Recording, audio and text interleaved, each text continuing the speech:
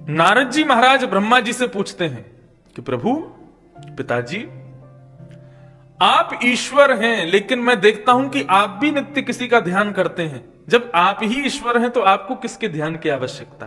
तब श्री ब्रह्मा जी ने बताया, बोले मैं ईश्वर नहीं हूं। कौन हूं? बोले मैं ईश्वर का भी एक पार्षद हूं, उनका भी एक दूत हूं। बोले ईश्वर कौन है? तब उन्होंने उत्तर दिया, नारायण परावेदा देवा नारायणांगजा, नारायण परलोका, नारायण परम तप, नारायण परम ज्ञान, नारायण परागति।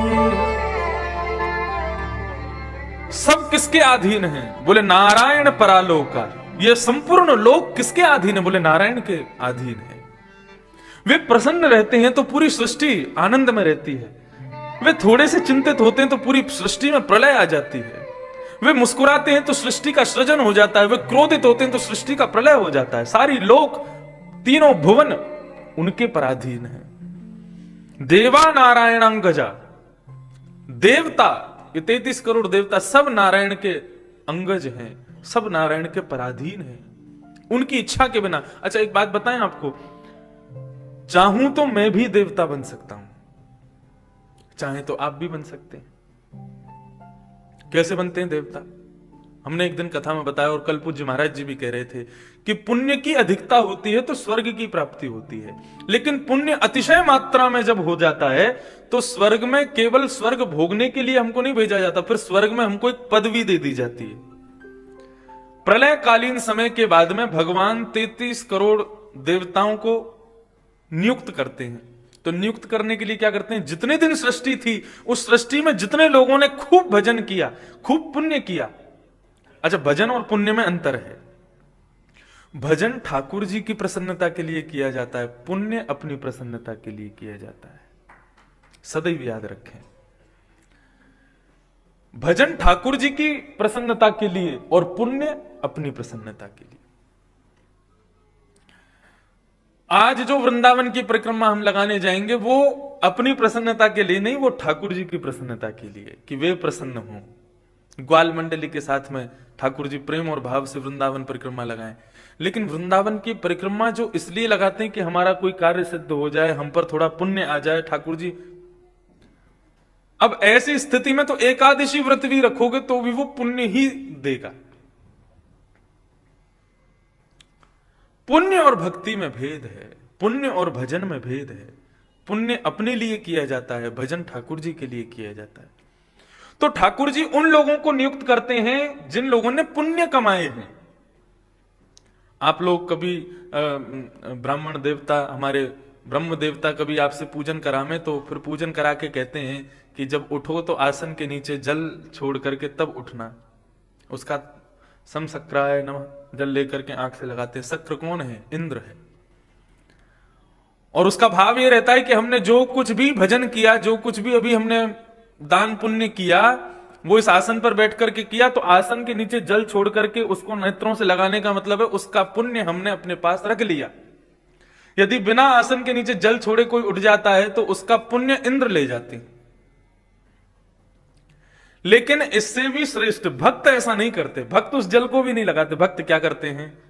अपने संपूर्ण गतिविधि को करने के बाद में हाथों में जल लेकर के और पुष्प लेकर के नारायणायेति समर्पयामि, मैं प्रभु के चरणों में इसको अर्पित करता हूं। तो वही पुण्य भक्ति में परिणत हो जाता है। तो ये आपके ऊपर निर्भर करता है कि आप पुण्य को कमाना चाहते हैं कि भक्ति का अर्जन करना चाहते हैं। अब आप पूछें पुण्य से क्या मिलेगा और भक्ति से क्या मिलेगा, वही विषय चल रहा है। पुण्य से आपको देवतुल्य स्थान प्राप्त हो जाएगा। भगवान जब प्रलय कर देंगे तब 33 करोड़ देवताओं का पुनः सृजन करेंगे। जब दोबारा पृथ्वी बनाएंगे तब उस समय 33 करोड़ देवताओं की गद्दी खाली होगी, तब चित्रकेतु को बुला करके भगवान कहेंगे कि पूर्व पृथ्वी में, पूर्व काल में, पूर्व युगों में किस किसने पुण्य किया है खूब अधिक मात्रा में, सबको मेरे सामने उपस्थित करो। तब पुण्य पूर्व युगों के 33 करोड़ दिव्य आत्माओं को भगवान के सामने प्रस्तुत किया जाएगा। तब भगवान कहेंगे इनमें सबसे अधिक किसका है? बोले इनका है। बोले इनको इंद्र की पदवी दो। इसके बाद बोले इनका है, इनको सूर्य की पदवी, इनको चंद्रमा की पदवी, इनको वरुण की पदवी, इनको ब्रह्मा की पदवी। इस प्रकार ब्रह्मा का भी प्रलय हो जाता है। सतयुग, त्रेता, द्वापर, कलयुग 71 बार बीतते हैं, तब एक मनवंतर पूरा होता है। इसी प्रकार ब्रह्मा जी का 100 वर्ष भी खूब विशाल होता है। 100 वर्ष ब्रह्मा के पूरे होते ही प्रलय हो जाता है, और 100 वर्ष में भगवान का एक दिन होता है, ब्रह्मा के 100 वर्ष में। मतलब भगवान सुबह उठते हैं, उठने से लेकर सोने तक मेरे कम से कम नहीं तो 10 करोड़ जन्म हो जाते हैं। इतनी धीमी गति से समय चलता है प्रभु का। तो भगवान 33 करोड़ देवताओं को नियुक्त कर देते हैं। उसके बाद में फिर भगवान भक्तों को बुलाते हैं। चित्रकेतु से कहते हैं जिसने पुण्य अर्जित नहीं किए सब मुझे अर्पित किए, अब उनको बुलाओ। तब ठाकुर जी के भक्तों को प्रस्तुत किया जाता है। बोले ये सूरदास जी महाराज हैं, इन्होंने जीवन पर्यंत पद गाए, सब आपको अर्पित किए। ये श्री मीराबाई हैं, ये श्री तुलसीदास हैं, ये श्री कुंभन दास हैं, ये चतुर्भुज दास हैं। ये सभी दास ठाकुर जी के सामने प्रस्तुत किए जाते हैं। भगवान कहते हैं 33 करोड़ देवता व्यस्त रहो अपने कामों में। तुम समय पर बारिश करो, तुम समय पर प्रकाश करो, तुम समय पर शीतलता दो, तुम समय पर वरुण वर्षाओ, तुम समय पर ये करो। सब 33 करोड़ देवताओं को ठाकुर जी व्यस्त कर देते हैं। और साल में एक बार एक उत्सव वैकुंठ में होता है, तब 33 करोड़ देवता ठाकुर जी का दर्शन करते हैं। लेकिन उन भक्तों को ठाकुर जी अपने साथ हाथ पकड़ करके, एक पंडरीनाथ भगवान का बड़ा सुंदर चित्र है, उसमें एक गोदी में तुकाराम, दूसरी गोदी में नामदेव, यहाँ सब उनके ऊपर ऐसे बैठे हुए हैं। ऐसे ही समस्त भक्तों को ठाकुर जी अपनी गोद में लेकर के वैकुंठ के भीतर प्रवेश करके द्वार बंद कर देते हैं।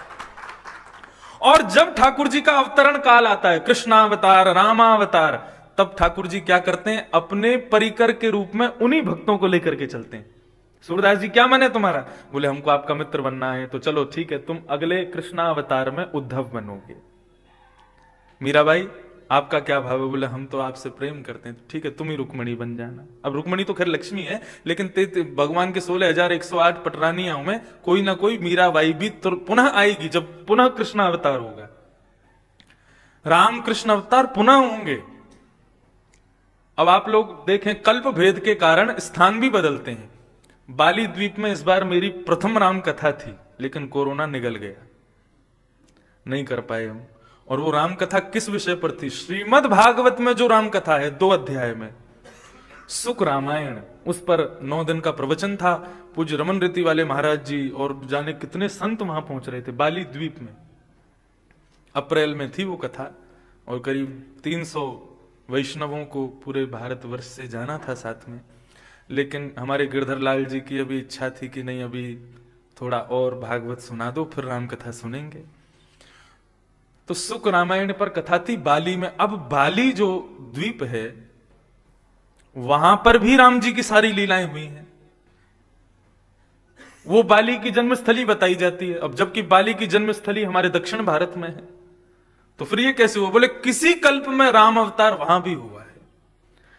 अमेरिका के टेक्सास में अहिरावण की गुफा है, जहां पर राम और लक्ष्मण जी को हरण करके ले गया था अहिरावण।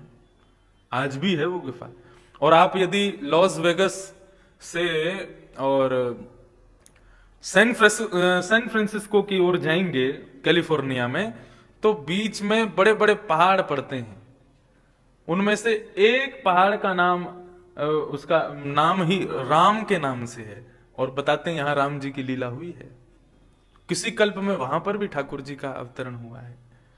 लेकिन एते चांस कलह पुंस कृष्णस्तु भगवान स्वयं। आप जिस भूमि पर बैठे हो, सारे अवतार पृथक पृथक स्थानों पर होते हैं, लेकिन कृष्णा अवतार केवल यही होता है। श्रीधाम वृंदावन तो नित्य पावन है। गोपियों ने पहले ही कह दिया, जयते तेधिकं जन्मना प्रज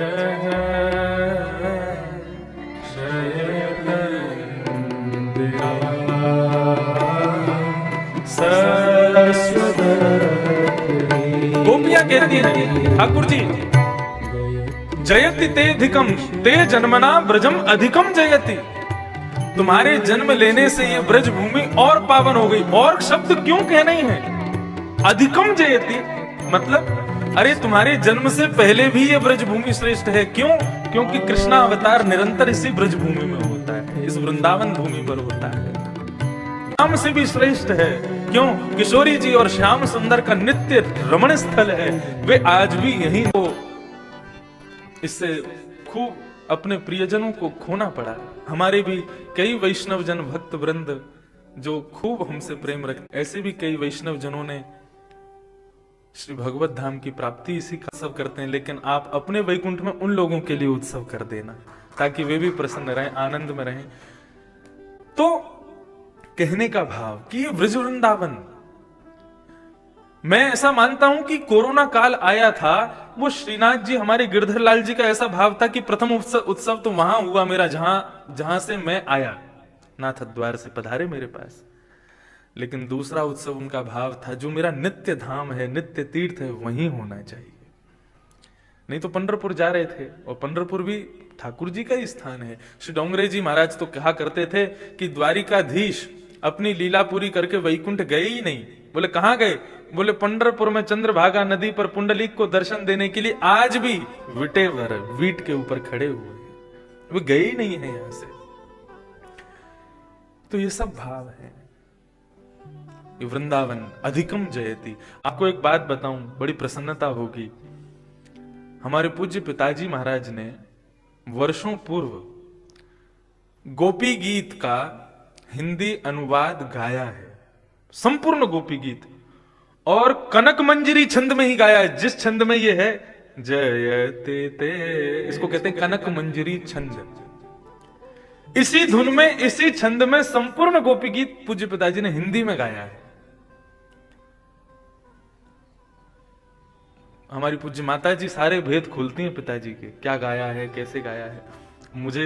मुझे याद नहीं है कहां उसकी प्रति है। जल्दी ही वो प्रति निकाल करके, और मैं उसको, अगली कथा हमारी 21 तारीख से है गुना मध्य प्रदेश में, उसका भी YouTube पर प्रसारण आदि होगा, वहां मैं उसको गाऊंगा। आप सब लोग YouTube पर सुनना, क्योंकि गोपी गीत का जो हिंदी भावार्थ है वो जब समझ आ जाएगा, उसके बाद जब आप संस्कृत में गाओगे तो आनंद वर्षण होगा, गोपियों का भाव समझ आएगा। बहुत सुंदर भाव है, तो वो मैं गाऊंगा। अभी मेरे पास है नहीं प्रति, नहीं तो आज ही गाता। लेकिन अब गोपियां भी पधारी हैं प्रणाम करने गिरधर लाल को, तो हम गोपी गीत तो गा ही देते हैं। सब लोग भाव से गाओ। जयते तेरिकम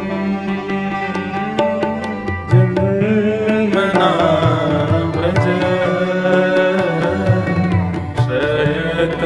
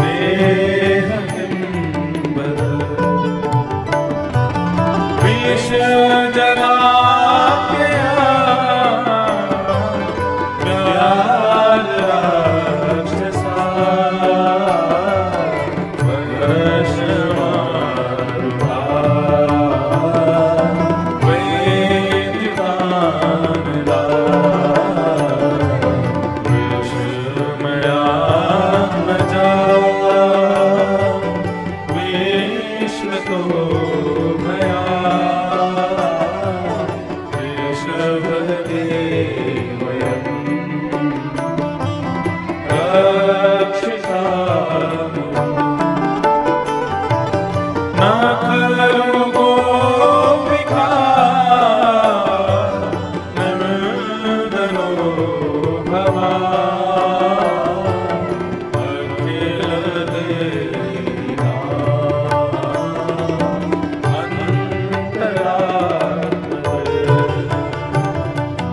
विघ्न साधितो विश्वभूतये सखदेवा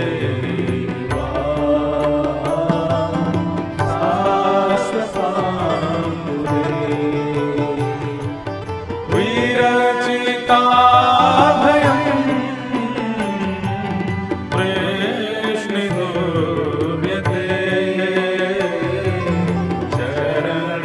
चरणमीशा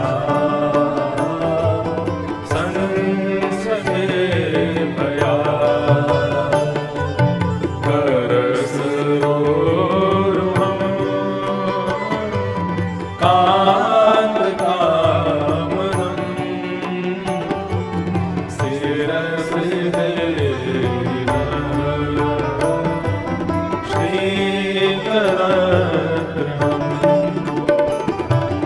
व्रज जनार्तिहं वीरयोषिता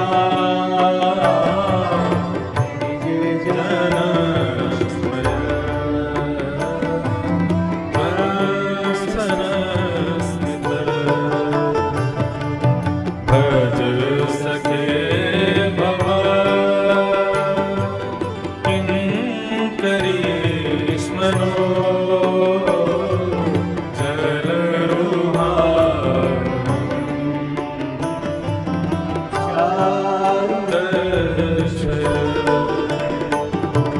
प्रणत देहिना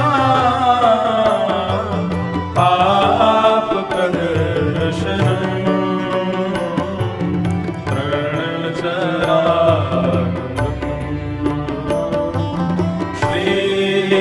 श्रीनिकेतनम् फणिफणार्पितम् ते पदाम्बुजम्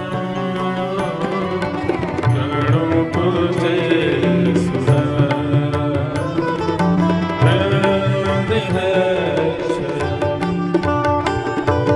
मधुरया गिरा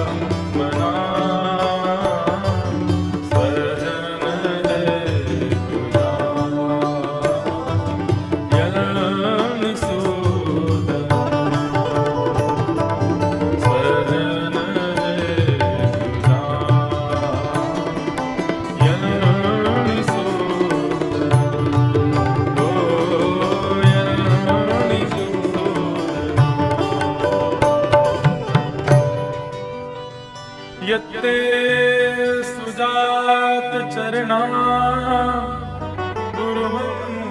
स्तनेषु भीतासनैः प्रियदधी महिकर्कशेषु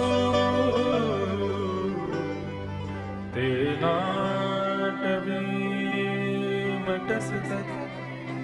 व्यथते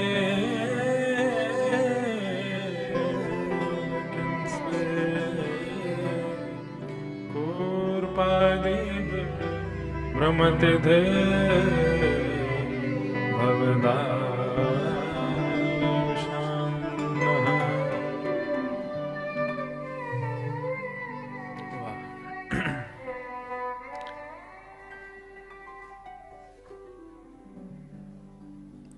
जयति तेधिकम जन्मना ब्रज। पूज्य पिताजी महाराज ने महाराज जी संपूर्ण गोपी गीत का पुष्प ताग्रा कनक मंजरी छंद में ही हिंदी अनुवाद गाया है। दास को मिल जाएगा, आज ही मिल जाएगा, और फिर अगली कथा में मैं गाऊंगा। उसकी एक पंक्ति याद है, सुनाऊं। जयति तेधिकम जन्मना ब्रज। हे कन्हैया, तुम्हारे जन्म से पहले से ये पृथ्वी, ये ब्रज धरा धन्य थी, लेकिन ते जन्मना ब्रजम अधिकम जयति। तुम्हारे जन्म से अधिक इसकी महिमा हो गई। अब इसका हिंदी अनुवाद कनक मंजरी में। ब्रज धरा यहाँ धन्य हो रही। बस इतना ही याद है मुझे। एक बार ताली बजा दीजिए। ऐसे महाराज, हाँ करेंगे, गाएंगे तो सबको ही मिल जाएगी। वही भाव है ना कि व्यास जी तो केवल भागवत लिखते थे, कहते तो सुखदेव जी ही थे। तो हमारे पूज्य पिताजी महाराज के जितने भी भाव हैं, उन्होंने अपने युवा काल में सब लिखे हैं। संस्कृत में भी कई भजन लिखे हैं पिताजी ने, और उनको याद नहीं है, हमारी माता जी को याद है, और हमारी माता जी ही सुनाती हैं। चाहे वो मुरली बजाने वाले, गिरवर उठाने वाले। अब तो महाराज यूट्यूब पर डालो तो कम से कम उसको 500 लोगों ने गाया है, और सब उसी तर्ज में गाते हैं जिस तर्ज में पिताजी ने उसको लिपिबद्ध किया है। ऐसी एक वेद भगवान की स्तुति गाई है। वेद भगवान तुम हमारे पूर्वजों के प्राण हो।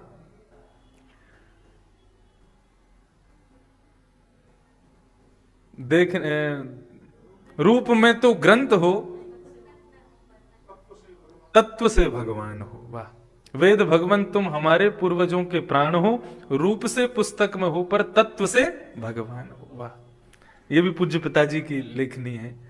तो मैं बस इसी में ही लगना है मुझे इस वर्ष।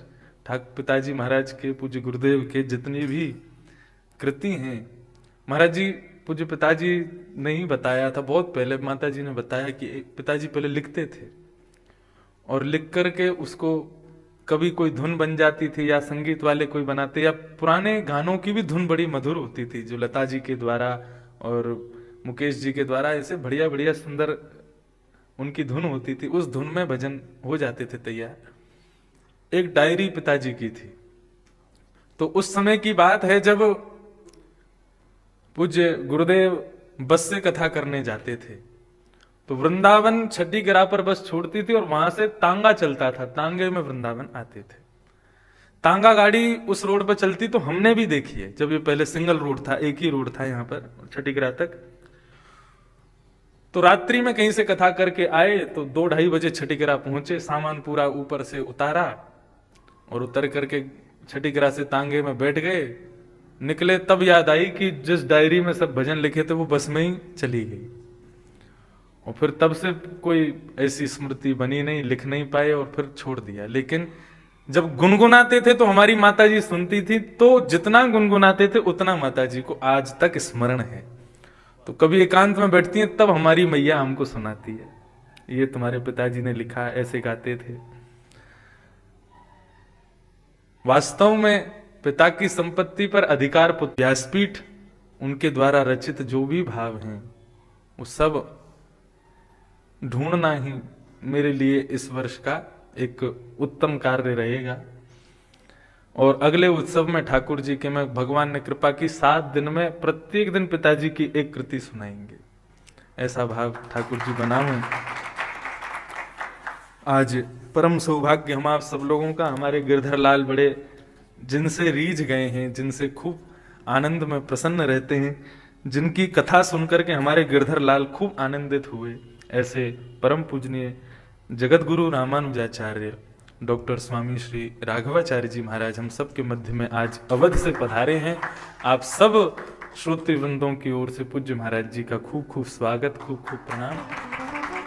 आप खूब प्रेम भाव, हम हमारे प्रति वात्सल्य भाव, स्नेह भाव, और क्योंकि हमारे आचार्य तुल्य हैं, हमारे गुरु तुल्य हैं, हमको तो हमारी सब घर के परिवार के सब लोग कहते हैं कि हमको पूज्य श्री रामानुज गुरु जी का दर्शन इनमें होता है। बिल्कुल वैसा ही स्वरूप, बिल्कुल वैसा ही भाव। और महाराज जी की इतनी सहजता सरलता, मंच पे आते हैं मुझसे कहते हैं क्या बोलूं, हमें तो समझ ही नहीं आ रहा क्या बोलूं, 10 मिनट में बोल दूंगा। मैंने कि अब मुझे तो लगे मैंने महाराज जी पता नहीं क्यों इतना संग, और जब बोलते हैं ऐसा लगता है मानो मुख से साक्षात सरस्वती प्रवाहित हो रही है। अद्भुत अद्भुत वक्तव्य है, अद्भुत। हम लोग अभी तक उस वाल्मीकि रामायण के सागर में जो आप डुबो के गए, अभी तक हम उसी में ही तैर रहे हैं। इतने आनंदित सब ब्रजमंडल के लोग हुए, सब वैष्णव जन हुए। आज पूज्य महाराज जी परिक्रमा में भी साथ रहेंगे। खूब आनंद से हम लोग गिरधर लाल जी को लेकर परिक्रमा में प्रस्थान करेंगे। तो मैं विषय जो कह रहा था पुनः उस पर चलूं। नारायण परा वेदा, नारायण परा मखा, सब कुछ नारायण के पराधीन है। ब्रह्मा जी किसको कह रहे हैं? श्री नारद जी को बता रहे हैं। लेकिन माया के कारण नारद तुमको ऐसा भ्रम हो रहा है कि मैं ही ब्रह्म हूं, मैं ही ईश्वर हूं। वास्तव में मेरे भी स्वामी कौन है? बोले देवा नारायणांगज, ये देवता भी सब नारायण के अंगज हैं, सब उन्हीं के पराधीन हैं, हम भी उन्हीं के अधीन हैं, वे नारायण ही श्रेष्ठ हैं। इस प्रकार श्री ब्रह्मा जी नारद जी को समझा रहे थे, और समझाते हुए उन्होंने नारद जी को चतुश्लोकी भागवत प्रदान की और कहा ये चतुश्लोकी भागवत मुझे ठाकुर जी से प्राप्त हुई, मैं तुमको दूंगा, लेकिन एक शर्त पर दूंगा। किस शर्त पर? त्वमें तद विपुली कुरु, तुम इसका विस्तारीकरण करोगे तो मैं तुमको दूंगा, नहीं तो नहीं दूंगा। गुरु का और पिता का यही स्वभाव होना चाहिए। अपने पुत्र को या अपने शिष्य को जो भी सद्वस्तु प्रदान करे, उस वस्तु के पीछे शर्त रखे कि इसी भाव से दी जाएगी कि तुम इसका विस्तारीकरण करो। एक गुरु जी ने अपने उत्तराधिकारी का चयन करने का भाव बनाया। 2 शिष्य अति प्रिय थे उनके, दोनों शिष्यों का नाम अंकित किया गया। तो गुरुजी ने कहा कि भाई ऐसे हम किसी एक का नाम लेकर के पक्षपात नहीं करेंगे, एक परीक्षा होगी, उस परीक्षा में जो सफल होगा उसी को मठ का मठाधीश बना दिया जाएगा। परीक्षा कैसी हुई? बोले दोनों शिष्यों को बुला करके एक एक मुट्ठी चना गुरुजी ने दे दिए। बोले 1 वर्ष में जो भी इन चनों को मुझे वापस कर देगा तो मैं उसको अपना उत्तराधिकारी बनाऊंगा। तो पहले शिष्य की जटाएं खूब बड़ी थी, उसने जटा खोल के चना यहीं रख के जटा बांध ली अपनी। बोले जाएंगे ही नहीं कहीं। 1 वर्ष बाद जटा खोल के चना सबरे गुरु जी के हाथ में धर देंगे। लेकिन दूसरा बुद्धिमान था, उसने जाकर के अपने खेत में उनको बो दिया, और बो करके महाराज 1 वर्ष बाद खूब विशाल, जब वो चने की खेती खूब बढ़िया हो गई, तब उसको बैलगाड़ी में भर करके 1 वर्ष बाद दोनों शिष्य पहुंचे। पहले शिष्य को बुला करके गुरुजी ने कहा चने लाओ। जैसे उसने जटा खोली, महाराज मठ छोड़ के सब भाग गए, इतनी दुर्गंध। गुरुजी बोले भाग यहां से, नहा करके आ, कितनी दुर्गंध कर दी है, और यहां का मठाधीश बनेगा। बोले आपने कही थी चने चाहिए, वो यथावत है जैसे आपने दिए थे। दूसरे को बुलाया, बोले तुम्हारे चने कहां हैं? बोले गुरुजी बाहर पधारो। जैसे ही मठ के बाहर पधारे तो बैलगाड़ी में बोरी लदी पड़ी है, महाराज आपने जो 1 मुट्ठी चने दिए उनका इतना विस्तार हो गया है, रख लीजिए। गुरुजी ने तुरंत उनको अपने मठ का मठाधीश बना दिया, उत्तराधिकारी बना दिया। ठीक उसी प्रकार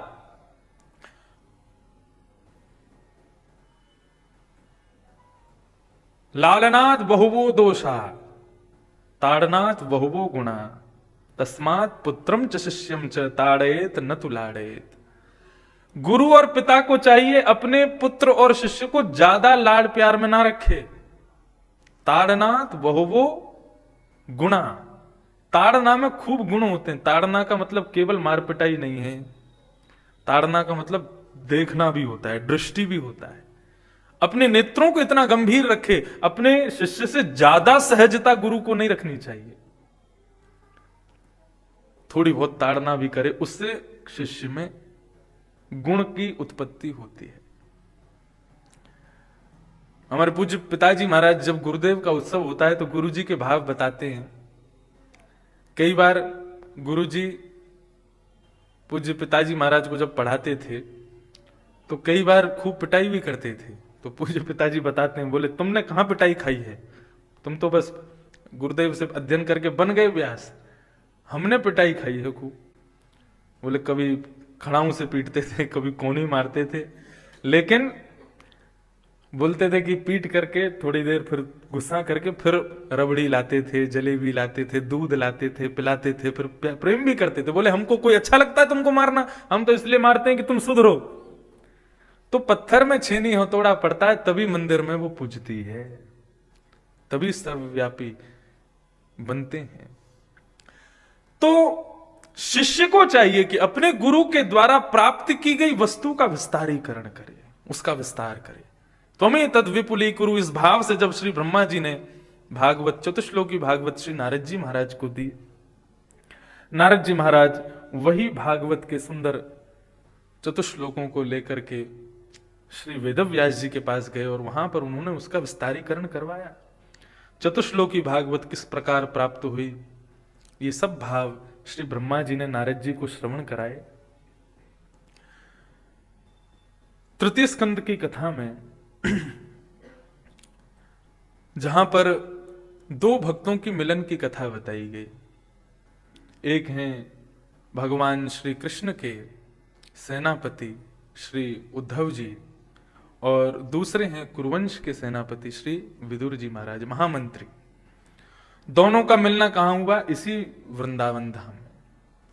श्री विदुर जी महाराज ने उद्धव से, उद्धव का दर्शन करते ही पूछा कि उद्धव आप द्वारिका से पधारे हैं, द्वारिकाधीश कैसे हैं। द्वारिकाधीश का नाम सुनते ही श्री उद्धव जी महाराज के नेत्र सजल हो गए और उन्होंने कहा कि श्री कृष्ण रूपी सूर्य अस्ताचल को प्राप्त हो गए, वे अपनी लीला पूरी करके श्री वैकुंठ धाम को प्रस्थान कर गए हैं। दोनों भक्तों के नेत्र करुण रस से भर गए। तभी श्री उद्धव जी महाराज ने भगवान के द्वारा सुनाए गए भागवत धर्म का संकेत किया और कहा कि भगवान ने अपनी लीला पूरी करने से पूर्व मुझे भागवत धर्म सुनाया। विदुर जी महाराज ने चरण पकड़ लिए, बोले मुझे सुनाओ ना, भगवान ने क्या सुनाया आपको। बोले भगवान तुम भाग्यशाली हो उद्धव विदुर, क्योंकि भगवान जब मुझे उपदेश कर रहे थे तब बार बार तुम्हारा स्मरण कर रहे थे, मेरा विदुर होता तो कितना आनंद होता। और तभी उन्होंने मैत्रेय मुनि को आज्ञा की कि मेरा विदुर आपके आश्रम में आएगा, उसको आप यही भागवत धर्म सुनाइएगा। श्री उद्धव जी महाराज बद्रिकाश्रम को गए, हरिद्वार तक दोनों साथ गए और हरिद्वार में श्री मैत्रेय मुनि के आश्रम में श्री उद्धव जी महाराज विदुर जी को छोड़ करके बद्रीनाथ को प्रस्थान कर गए और वहां पर भागवत धर्म के कुछ प्रश्नोत्तर किए गए हैं, हम लोग उनको श्रवण करें। श्री उद्धव जी महाराज, श्री विदुर जी महाराज मैत्रेय मुनि के आश्रम में उनके चरणों में बैठ करके प्रश्न कर रहे हैं। और क्या प्रश्न कर रहे हैं? सुखाय कर्माणि करोति लोको न ते सुखम मान्यदुपारमं वा विन्देत भूयस्तदैव दुःखम् यदत्र युक्तं भगवान् वदेन्नः। यथा संभव यदि हमारी भक्ति से प्रसन्न होकर के भगवान यदि हमें कभी मिल जाएंगे तो निश्चित ही मैं तो ये प्रश्न जरूर भगवान से करूंगा जो श्री विदुर जी महाराज कर रहे हैं। अद्भुत भाव। विदुर जी महाराज कह रहे हैं प्रभु सुखाय कर्माणि करोति लोको नते सुखम मान्य दुपारमंबा। मानव परिश्रम क्यों करता है? सुबह से शाम तक हम लोग इतनी भागदौड़ क्यों करते हैं? सुबह उठते ही आदमी अपनी गाड़ी पकड़ करके और महाराज भागता है दफ्तर, पूरे दिन काम करता है, रात्रि में थका आ रहा आता है, भोजन करके सो जाता है, फिर सुबह भागता है। जिसको देखो वही भाग रहा है, जिसको देखो वही चिंतित है। किसके लिए? प्रत्येक मानव किसकी प्राप्ति करना चाहता है? धन नहीं। अत्यंत धनवान व्यक्ति भी भागता ही रहता है। क्यों? श्री विदुर जी महाराज कह रहे हैं मानव कर्म करता है केवल और केवल सुख की प्राप्ति के लिए। उसको सुख चाहिए, और उस सुख को प्राप्त करने के लिए यदि उसको लगता है कि चोरी डकैती करने से मुझे सुख मिलेगा तो वह भी कर लेता है। उसको लगता है कि इस कार्य को करने से मुझे सुख मिल जाएगा तो वो भी करता है। उसको लगता है व्यसन करने से थोड़ी शांति मिलेगी, सुख मिलेगा, तो वो भी करता है। प्रत्येक मानव सुख की प्राप्ति के लिए भग रहा है, लेकिन आश्चर्य की बात है नते सुखम मान्य दुपारमंबा, फिर भी जीवन में सुख नहीं है। जिसको देखो उसका चेहरा ही मुरझाया हुआ है, जिसको देखो वही दुखी है। पार्क में बेचारा एक व्यक्ति अपने 3 बालकों के संग बैठा था, तो किसी ने आकर के कहा ये बच्चे कितने प्यारे हैं, तीनों तुम्हारे हैं। बोला 4 होते तो तू क्या कर लेता? अरे भाई, इतना गुस्सा, इतना क्रोध, इतना रोष क्यों है हम लोगों के भीतर? क्यों इतने दुखी हैं? नते सुखम मान्य दुपारमंबा। दीन कहे धनवान सुखी, धनवान कहे सुख राजा तुम्हारी, राजा कहे महाराजा सुखी, महाराजा कहे सुख इंद्र को भारी,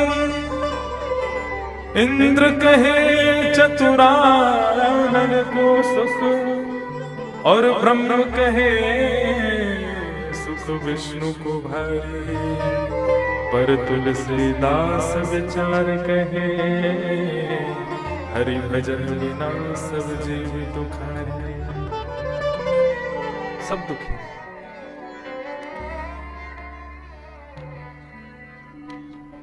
भगवान गीता जी में एक भाव कहते हैं अर्जुन को। व्यक्ति ने ये गलत भाव मंत्रणा अपने मन में बनाई है कि उसको सुख चाहिए। नहीं, अर्जुन, यदि मानव को अतिशय सुख भी मिल जाएगा ना, तो वह सुख भी उसके दुख का कारण बन जाएगा। तो मानव को क्या चाहिए? शांति अनंतरम। और वो शांति मिलेगी कैसे? बोले त्यागात शांति अनंतरम। मानव को सुख नहीं चाहिए, मानव को शांति चाहिए। ये बात वो गलत सोच के बैठा है कि उसे सुख चाहिए, उसको शांति चाहिए। और वो शांति कैसे मिलेगी? बोले जितना त्याग करेगा, जितना वस्तुओं से, व्यसनों से, संबंधों से, संसार के पदार्थों से जितनी दूरी बनाएगा, उतना वो शांत रहेगा, उतना वो प्रसन्न रहेगा, उतना आनंदित रहेगा। और जितना संसार की चीजों को अपने पास में रखने का प्रयास करेगा, जितना संसार की चीजों से मिलने का, जुड़ने का प्रयास करेगा, उतना दुखी होता चला जाएगा। शांति चाहिए, त्याग करो। और मैं पहले भी कहा, आज भी कहूं, त्याग करने की चीज क्या है? माता पिता, भाई बंधु, बहन, पत्नी, बच्चे, परिवार, गाड़ी, घोड़ा, इन सब का त्याग कर दो। देखो, 2 प्रकार के त्याग होते हैं। पूज्य श्री नेत्रपाल गुरु जी उस दिन कह रहे थे ना, क्या भाव बताया था उन्होंने कि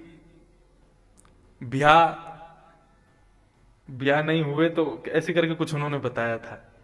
2 प्रकार के त्याग होते हैं। एक तो होता है कि आपसे कहा गया कि भैया हलवा खाओगे, तो आप खाओगे, हम हलवा नहीं खाते। इसका भाव क्या? बोले कभी खाने को मिलता ही नहीं है तो क्या करें। लेकिन एक भाव है कि 56 भोग सामने है, फिर भी आप कह रहे हैं कि हम हलवा नहीं खाते, हम मिष्ठान नहीं खाते। वस्तु की उपस्थिति होने के बाद में, जय हो श्रीमन नारायण नारायण नारायण, श्रीमन नारायण नारायण नारायण।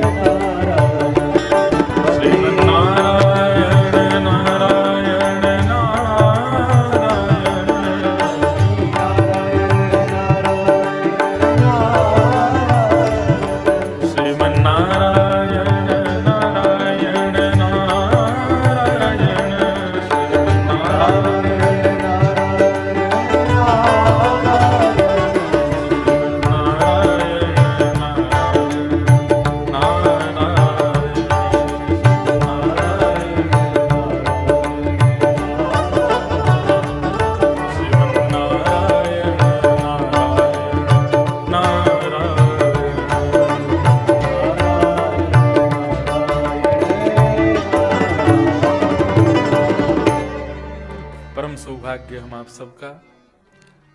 कार्षणी आश्रम वृंदावन से हम सबके मध्य में स्वामी श्री सुमेधानंद जी महाराज पधारे हैं। आप श्री के